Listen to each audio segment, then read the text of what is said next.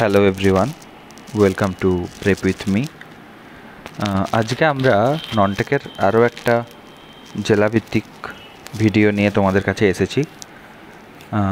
আমাদের চ্যানেলটার পাশে থাকার জন্য প্রচণ্ড ধন্যবাদ সকলকে। আর তার সাথে হচ্ছে তোমরা যেভাবে চ্যানেলটাকে লাইক শেয়ার করছো সেটা খুবই অ্যাপ্রিসিয়েবল, এবং এভাবেই আমার পাশে থাকো, এবং তাহলেই আমরা আরও বেটার কন্টেন্ট তোমাদের জন্য নিয়ে আসতে পারবো। তো চেষ্টা করো আমি যে আজকে ভিডিওটা করব সেই ভিডিওটাকে সম্পূর্ণ দেখার, এবং 1.25x থেকে 1.5xে চালিয়ে সেটাকে দেখার চেষ্টা করো। তো আজকে আমরা যে বিভাগ নিয়ে কথা বলবো সেটা হচ্ছে জলপাইগুড়ি প্রশাসনিক বিভাগ। আমরা আগেই বলেছি, আগের যে ননটেক ভিডিওগুলো ছিল, যে পশ্চিমবঙ্গের 5টি প্রশাসনিক বিভাগ রয়েছে। তার ভিতরে প্রথম আমরা যে ভিডিওগুলো করেছি সেটা হচ্ছে মেদিনীপুর বিভাগ নিয়ে। মেদিনীপুর বিভাগে যে 5টি জেলা ছিল তার ভিতর একটি ভিডিওতে রয়েছে পূর্ব মেদিনীপুর, পশ্চিম মেদিনীপুর, ঝাড়গ্রাম, ও অন্য আরেকটি ভিডিওতে আমরা বাঁকুড়া এবং পুরুলিয়া নিয়ে ভিডিও করেছি। আজকে আমরা ভিডিও যেটা শুরু করব সেটা হচ্ছে জলপাইগুড়ি প্রশাসনিক বিভাগ নিয়ে। তো জলপাইগুড়ি প্রশাসনিক বিভাগেও 5টি জেলা রয়েছে: দার্জিলিং, কালিম্পং, জলপাইগুড়ি, কোচবিহার এবং আলিপুরদুয়ার। তো আজকে আমরা আলোচনা করব দার্জিলিং এবং কালিম্পং নিয়ে। নেক্সট ভিডিওতে আমরা আবার আলোচনা করব জলপাইগুড়ি, কোচবিহার এবং আমাদের আলিপুরদুয়ার নিয়ে। এভাবে আমরা আবার নেক্সট কোনো একটা জেলাভিত্তিক আলোচনায় চলে যাব। তো আজকের যেহেতু আমাদের আলোচনার বিষয় হচ্ছে দার্জিলিং, তো প্রথম যেটা আমি বলার আছে সেটা হচ্ছে দার্জিলিং 1947 সালে প্রথম দার্জিলিং জেলা হিসাবে একটা প্রকাশ পায়। এবং দার্জিলিং অর্থেও বা নামকরণ কেন হলো, দার্জিলিংটাকে দুটো ভাগ করা যায়, একটা হচ্ছে দর্জে এবং লিং। দর্জে কথার অর্থ হলো হচ্ছে ইন্দ্রের বজ্রদণ্ড, ইন্দ্রের যে বজ্রদণ্ড রয়েছে, আর লিং হচ্ছে স্থানীয় ভাষাতে স্থান বা দেশ। তাহলে বজ্রদণ্ডের দেশ, জেনারেলি এরকম একটা চিন্তাভাবনা করে দার্জিলিং কথাটা রাখা হয়েছে। তো দার্জিলিংয়ের সদর দপ্তর হচ্ছে দার্জিলিংই, এবং প্রশাসনিক বিভাগ কিন্তু হচ্ছে জলপাইগুড়িতে। দার্জিলিং জেলাতে একটি লোকসভা আছে এবং 6টি বিধানসভা রয়েছে এবং 4টি মহকুমা রয়েছে। তাহলে আমাদেরকে এগুলো কিন্তু মাথায় রাখতে হবে। আরেকটা জিনিস মাথায় রাখতে হবে যে দার্জিলিং জেলা যেটা ছিল, সেই দার্জিলিং জেলাটা থেকেই 14ই ফেব্রুয়ারি 2017-তে কালিম্পং জেলাটি তৈরি হয়। এবং আমরা আগেই যেরকম পড়েছি 22তম ও 23তম জেলা আমরা অলরেডি পড়েছি, তো কালিম্পং হচ্ছে 21তম জেলা হিসাবে প্রকাশ পেয়েছিল কিন্তু কালিম্পং। ঠিক আছে, এতদূর পর্যন্ত ক্লিয়ার? এরপরে আমরা যেটা বোঝার চেষ্টা করি সেটা হচ্ছে যে দার্জিলিংয়ের মহকুমা অবধি তো গেলাম।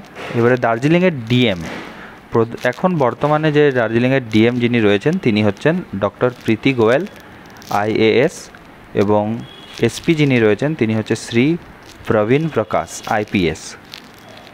তো এগুলো আমাদের মনে রাখতে হবে। এছাড়া হচ্ছে দার্জিলিংয়ের কিছু বিখ্যাত নদী যেগুলো রয়েছে তার ভিতরে তিস্তা রয়েছে, মেচি রয়েছে, বালাসন রয়েছে, মহানন্দা রয়েছে, রঙ্গিত রয়েছে এবং রিয়ান নদী রয়েছে। ওকে, আচ্ছা, এই নদীগুলো যেমন এখানে প্রত্যেকটা ইম্পর্টেন্ট, সেরকম তিস্তা তো অবশ্যই ইম্পর্টেন্ট, কারণ তিস্তা ব্যারেজ নিয়ে পরে প্রচুর প্রশ্ন করে থাকে আমাদেরকে। এবং আমাদের ওয়েস্ট বেঙ্গলের যে ব্যারেজগুলো রয়েছে বা ইরিগেশন স্কিমগুলো রয়েছে তার ভিতরে তিস্তা ব্যারেজ হচ্ছে সবথেকে বড়, সেটা মাথায় রাখতে হবে আমাদেরকে। তো এই সমস্ত জিনিসপত্রগুলো মোটামুটি চেষ্টা করতে হবে মনে রাখার। সেমভাবেই আবার প্রশ্ন করতে পারে যে কালিম্পং যে রয়েছে সেখানে প্রেজেন্ট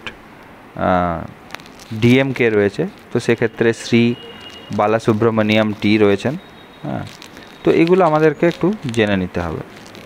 এবং এসপি যিনি রয়েছেন তিনি হচ্ছেন শ্রীহরি পাণ্ডে IPS, শ্রীহরি পাণ্ডে। তো কালিম্পংয়ের ডিএম এসপিও যেমন আমাদের মনে রাখতে হবে, সেরকম আমাদেরকে দার্জিলিংয়েরও ডিএম এবং এসপি মনে রাখতে হবে। এগুলো প্রচণ্ড ইম্পর্ট্যান্ট এবং এগুলো থেকে প্রশ্ন ধরতেই পারে। তো দার্জিলিংয়ের নদীগুলো নিয়ে আমরা বললাম। তো তিস্তা ব্যারেজ, সেটা নিয়েও তোমাকে জানতে হবে, এবং তিস্তা ব্যারেজ পশ্চিমবঙ্গের ভিতর সবথেকে বড় ইরিগেশন স্কিম এবং ব্যারেজের ভিতর পড়ে, সেটা নিয়েও তোমাকে জানতে হবে। এবং তিস্তার থেকে জল ছাড়লে সেটা বাংলাদেশে যায়, এটাও জানতে হবে। এখানে যতটা ডিটেলস তোমার জানার প্রয়োজন, তুমি যেহেতু সেই জেলার, সেগুলো সেই লোকাল জিনিসগুলো তুমি জেনে নেওয়ার চেষ্টা করবে, এতে অনেক সুবিধা হবে। এছাড়া হচ্ছে প্রশ্ন আসতে পারে যে দার্জিলিং কী জন্য বিখ্যাত? তো দার্জিলিং টিয়ের জন্য বিখ্যাত। এবারে দার্জিলিং টিয়ের কী ভাগ রয়েছে, তার সুগন্ধ সবথেকে ভালো হয়, তার জন্য তার রপ্তানি বেশি, এই সমস্ত জিনিসপত্রগুলো কিন্তু তোমাকে জানতে হবে এবং একটু দেখে নিতে হবে। যেরকমভাবে কিন্তু চা উৎপাদনে যদি আমরা বলি সবথেকে এগিয়ে রয়েছে কিন্তু আসাম, বাট রপ্তানিতে ভারতের ভিতর সবথেকে বেশি এগিয়ে রয়েছে কিন্তু দার্জিলিং। তো এগুলো চেষ্টা করতে হবে যাতে এগুলো তোমরা জেনে নিতে পারো। এছাড়া আরও একটা ব্যাপার রয়েছে, সেটা হচ্ছে যে এখানে রামবাম জলবিদ্যুৎ কেন্দ্র রয়েছে, বা যেটাকে সিদ্রাপাং জলবিদ্যুৎ কেন্দ্রও বলা হয়ে থাকে। এটা 1995-এ তৈরি হয়। এটা ভারতের প্রাচীনতম যে বা ওল্ডেস্ট যে সমস্ত জলবিদ্যুৎ কেন্দ্র রয়েছে তার ভিতর একটা।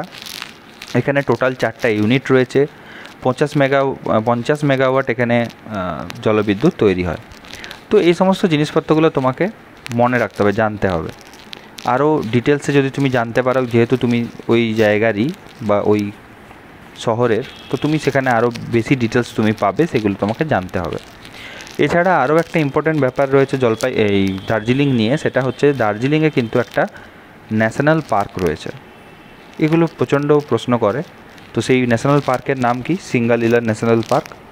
তো সেটার কী বৈশিষ্ট্য, সেখানে কী স্পেশাল প্রাণী পাওয়া যায়, এগুলো কিন্তু তোমাকে নোট করতে হবে। এগুলো একটা কোশ্চেন থেকে কিন্তু আরও 2-3টে প্রশ্ন বাড়িয়ে ধরতে পারে, তো সেগুলো তোমাকে নোট করে নিতে হবে। এছাড়া এখানে Padmaja Naidu Himalayan zoological park রয়েছে, ধীরধাম মন্দির রয়েছে, হিস্ট্রি মিউজিয়াম রয়েছে, লেবং রেস কোর্স রয়েছে, ঘুম মনেস্ট্রি রয়েছে এবং ঘুম স্টেশন রয়েছে, যেটা নিজে একটা হিস্ট্রি। যাই হোক, এছাড়া হচ্ছে আমাদের দার্জিলিং টয় ট্রেন রয়েছে। তো এই সমস্ত জিনিসপত্রগুলো রয়েছে। প্লাস হচ্ছে দার্জিলিংয়ে কিন্তু ভারতের সর্বপ্রথম ওয়ার্ল্ড হেরিটেজ সাইট রয়েছে, এটা কিন্তু আমাদেরকে দেখে নিতে হবে।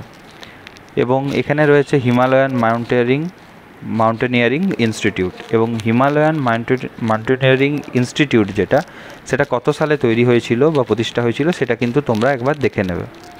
এই জিনিসপত্রগুলো দেখে নেওয়াটা খুব দরকার, কারণ ছোট ছোট প্রশ্ন এখান থেকে করতেই পারে, আবার নাও করতে পারে।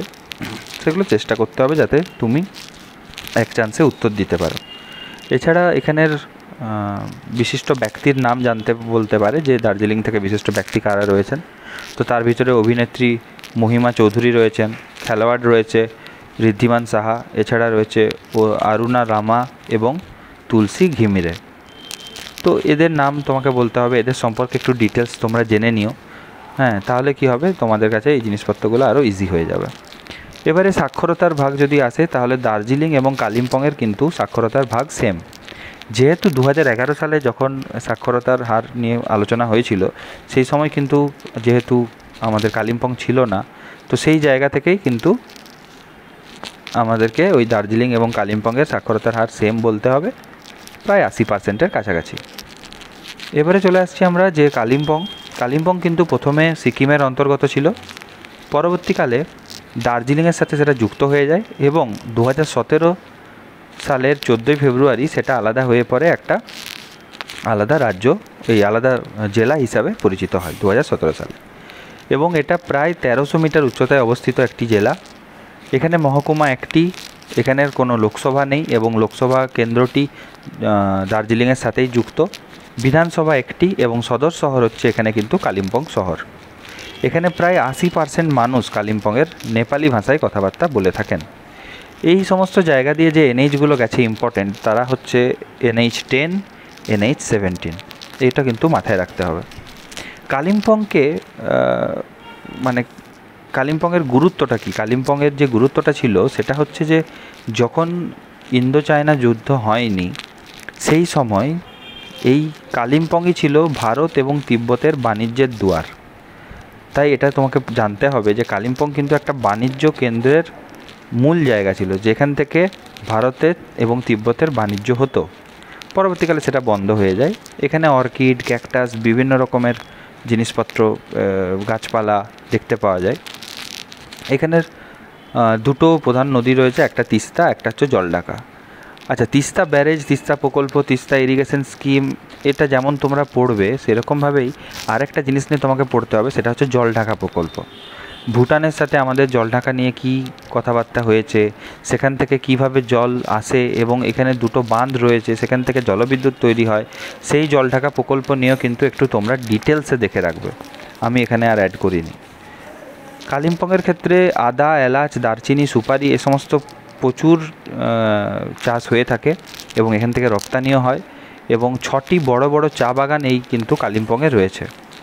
এবারে আমরা চলে আসি যে এই কালিম্পং এবং দার্জিলিংয়ের যে মাঝের একটা জায়গা যদি আমরা ভেবে নিই বা বলি, সেটা হচ্ছে যে শিলিগুড়ি কিন্তু এদেরই মধ্যে পড়ছে। এই শিলিগুড়ি মিউনিসিপ্যালিটি কর্পোরেশন কিন্তু এর ভিতরেই পড়ছে। তো এই সমস্ত যে জায়গাটা রয়েছে, এই সমস্ত জায়গাতে আমাকে স্টেশন কিন্তু হচ্ছে নিউ জলপাইগুড়ি বা শিলিগুড়ি। তো সেখান থেকে কিন্তু আমাকে ট্রেন নিয়ে পরে যে কোনো কালিম্পংয়ে পৌঁছানো যেতে পারে বা হচ্ছে দার্জিলিংয়ের ডিপোয়ে পৌঁছানো যেতে পারে। তো এটা হচ্ছে আমার একটা সারাংশ, যদি আমি বলি তাহলে এটা হচ্ছে একটা সারাংশ। এখানে আমি দেখতে পাচ্ছ তোমরা যে রেলওয়ে ট্র্যাক, মেজর রোড, এগুলো আমি এখানে ছবি দিয়েছি, সেগুলো থেকে তোমরা একটু দেখে নিও। এবং এই শিলিগুড়ি চিকেন স্নেক, এইখান থেকে কিন্তু তোমাদের প্রশ্ন করতে পারে। এই শিলিগুড়ি চিকেন স্নেকটা নিয়ে পরে ডিটেলসে কিন্তু আমি আমার প্রথম ননটেকের যে ভিডিওটা ছিল ওয়েস্ট বেঙ্গল নিয়ে, তাতে কিন্তু আমি বলেছি, তো সেটা থেকে তোমরা দেখে নিতে পারো। এবারে এই জায়গাতে কিন্তু এয়ারপোর্ট কি রয়েছে বা এয়ারপোর্ট কি এখানে কিভাবে এখান থেকে যাতায়াত করা যায় এই জলপাইগুড়ি প্রশাসনিক বিভাগ থেকে, তো সেটা আমাদেরকে বলতে হবে যে বাগডোগরা আমাদের এখানে রয়েছে। আর আরেকটা জিনিস বলা যায় প্রশাসনিক বিভাগের হিসাবে, আমি এখানে তো একটা হাইকোর্ট রয়েছে জলপাইগুড়ির এগেনস্টে, সেটা তো তোমাকে আগেই বলেছি, যেটা পুরো নর্থ বেঙ্গলকে পরিচালনা করে। আর হচ্ছে কার্সিয়াং আরেকটা ইম্পর্ট্যান্ট জায়গা। কার্সিয়াংকে জেনারেলি হোয়াইট অর্কিডের দেশ বলা হয়ে থাকে। আর আমরা যদি কালিম্পং যাই, কালিম্পংয়ে তো প্রচুর জায়গা রয়েছে দেখার জন্য। সেবক রয়েছে, লাভা লোলেগাঁও, দেওল হিল, দূরপিন ধারা, তারপর হচ্ছে রিক্কিসম, নিম্বং, বিভিন্ন জায়গা এখানে রয়েছে এবং প্রচুর জায়গা রয়েছে এখানে দেখার জন্য। তো তোমাদেরকে এখান থেকে ট্যুরিজম নিয়ে প্রশ্ন করতে পারে। এই কালিম্পংয়ের কিছু বিখ্যাত ব্যক্তির নাম তোমাকে বলতে পারে, তো সেটা হচ্ছে তার ভিতর তোমাকে যেটা প্রথম নাম নিতে হবে সেটা হচ্ছে ভারত ছেত্রী। ভারত ছেত্রী একজন প্রখ্যাত হকি খেলোয়াড়, ওকে। এবং এছাড়া রয়েছে শ্রুতি আগরওয়াল, যিনি একজন গায়িকা, এবং হিলদামিত লেপচা, তিনি পদ্মশ্রী পেয়েছেন 2013 সালে। তো এই নামগুলো তোমাকে জানতে হবে এবং বলতে হবে। এই দেওল হিল থেকে প্রায় কালিম্পংয়ের 360 ডিগ্রি ভিউ একটা গোটা শহরটা দেখতে পাওয়া যায়। দূরপিন ধারা থেকেও তাই, এটাকে দূরপিন ধারা বলতে দূরবীনের মতো দেখতে পাওয়া যায় যে জায়গা থেকে। তো এই সমস্ত জিনিসপত্রগুলো খুব ইম্পর্ট্যান্ট এবং শর্টে যদি বলতে হয় তাহলে এই জায়গাগুলোকে আমাদেরকে মনে রাখতে হবে।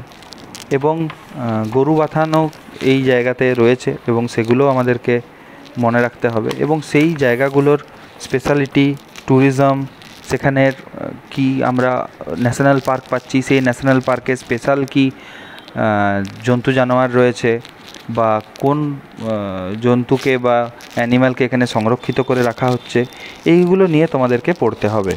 এবং দার্জিলিংয়ের ক্ষেত্রেও তাই, দার্জিলিংয়ের যে সমস্ত জায়গাগুলো, যেমন সিঙ্গালিলা ন্যাশনাল পার্কের কথা আমি বললাম, এছাড়া হচ্ছে জলবিদ্যুৎ কেন্দ্রগুলো, জলঢাকা প্রকল্প নিয়ে এবং মিরিক নিয়ে, এই সমস্ত জায়গাগুলো নিয়ে তোমরা আরও ডিটেলসে পড়ো। দেখো আমি ডিটেলসে এগুলোকে আর কভার করছি না, কারণ এইগুলো তোমাদের যারা ওই জায়গার বাসিন্দা তাদের কাছে এগুলো আরও অনেক বেশি ক্লিয়ার। আমি জাস্ট পয়েন্টগুলো ধরিয়ে দিলাম যে এই পয়েন্টগুলো তোমরা পড়ো, এই জায়গাগুলো তৈরি করো, তাহলে দেখো বা দেখতে পাবে যে তোমাদের জায়গা থেকে এর বেশি আর কিছু প্রশ্ন আসতে পারে না। ওকে, থ্যাংক ইউ। নেক্সট ভিডিওতে আমরা জলপাইগুড়ি, আলিপুরদুয়ার এবং কোচবিহার নিয়ে আলোচনা করব, দিয়ে আমরা জলপাইগুড়ি প্রশাসনিক বিভাগটাকে শেষ করব। দেন আমরা যেরকম আমাদের অনেক ভিউয়ার্স রয়েছে বা স্টুডেন্টরা রয়েছে যারা কমেন্ট করেছে পূর্ব বর্ধমান এবং পশ্চিম বর্ধমান, কলকাতা, হাওড়া নিয়ে করতে, তো আমরা এবারে এই পার্টে চলে আসব এবং প্রেসিডেন্সি বিভাগ নিয়ে পরে আমরা আলোচনা করব। ধন্যবাদ, থ্যাংক ইউ। ভিডিওটা ভালো লেগে থাকলে একটা লাইক, শেয়ার এবং কমেন্ট করে দিও। এছাড়া যদি তুমি চ্যানেলে নতুন হও তাহলে চ্যানেলটাকে সাবস্ক্রাইব করে দাও, কারণ আমরা চেষ্টা করছি এই জুলাই মাসের ভিতরে আমাদের 500 সাবস্ক্রাইবার কমপ্লিট করার। তো তোমাদের একটা সাবস্ক্রাইব আমার অনেক এন্থু বাড়িয়ে দেবে। ধন্যবাদ।